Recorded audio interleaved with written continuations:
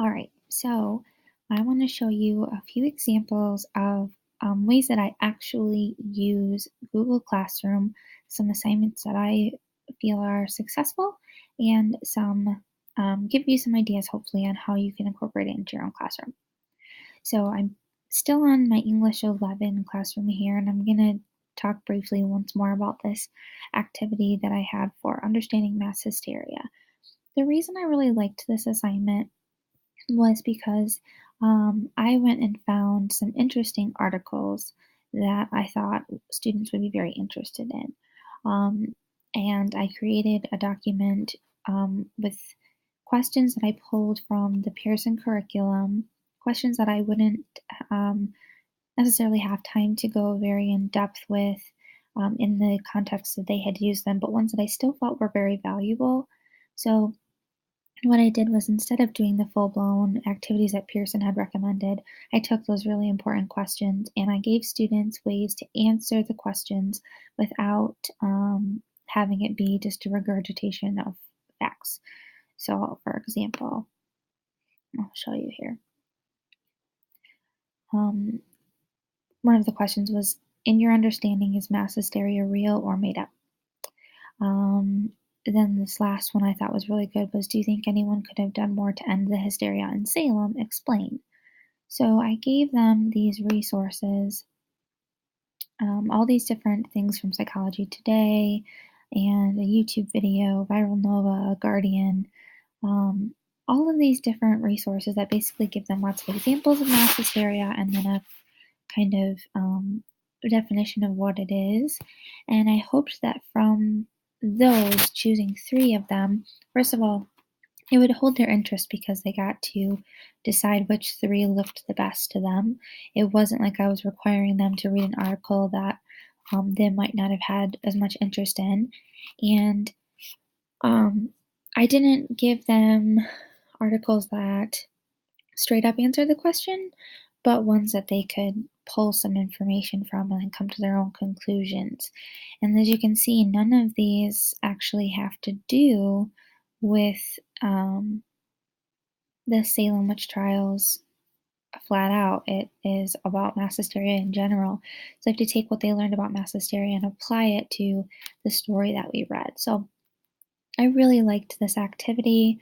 I thought it allowed them a little bit of autonomy and choice, and it also allowed me to keep all their answers and responses in one place, and it was a good independent activity. So, another one that I do pretty frequently and have been doing with my English students is I do their weekly warm ups. So, I created a document here,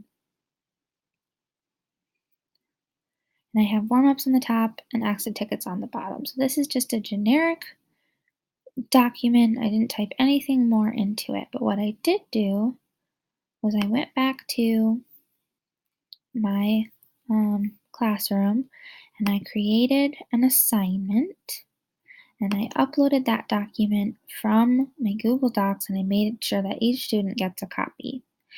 Then I created a Google Slides presentation. I'm going to X out of this real quick because it's going to slow me down. Here we go. I created Google Slides, you can see here back on 10/2.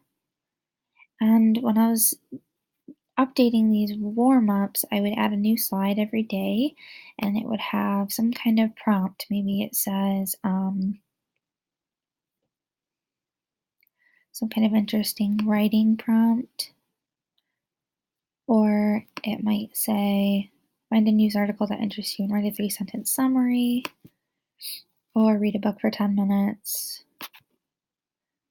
And so I just basically updated these every day, and the students would get on the Chromebooks every day when they walked in. That was the first thing they did. They walk in, they grab a Chromebook, and they log on, they get on their classroom, and they pull up their warm-up sheet. So they open their warm-up sheet, they open up the warm-up slide, scroll down to the date, and then complete whatever activity it said. And they type their responses into the warm-up. And then on Friday of that week, because they'd get a new one every Monday, so on Friday they would then go to this assignment and click turn in. And then I could see that they had done all 5 warm-ups. And this was also easy and helpful because if students were gone, they could see what warm-ups we did on the previous days. So I thought that was really good use of Classroom. One final one here. I'm going to go to my student publications. Okay, so my student publications, students right now are creating online portfolios to showcase what they learned in Student Pub this year. So I just created a question that says, what is the URL for your portfolio site? And all I wanted them to do was a question. They had to just go and write their response. And so they had to put the URL in here. Now, one really great thing about using Google Classroom is that students can, if you allow it, um, provide feedback and write comments.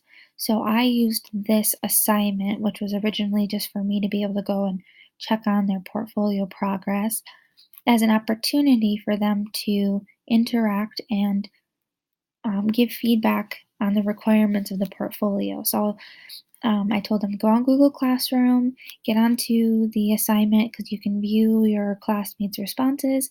Click on 2 of your classmates' portfolios and then respond to their comment with constructive feedback. So here we've got kind of an example. The About Me page looks really good so far, but your other pages aren't done yet. Either way, if you make all your other pages look as good as the first, it'll be good. It should be more centered. Your page looks great, good layout. So then I can go through here and give the students a score on whether they gave constructive feedback. I really liked this one. Gave very constructive and specific feedback. So it's a really good practice in communication. It's a good practice in evaluating their own work and evaluating their peers' work. And we had a really good discussion in class that day about how constructive feedback is not meant to be a personal attack on the student, but rather a helpful way of improving their work. So those are just a few ways that I have used Google Classroom, and hopefully they give you a couple ideas of how you could use them yourself.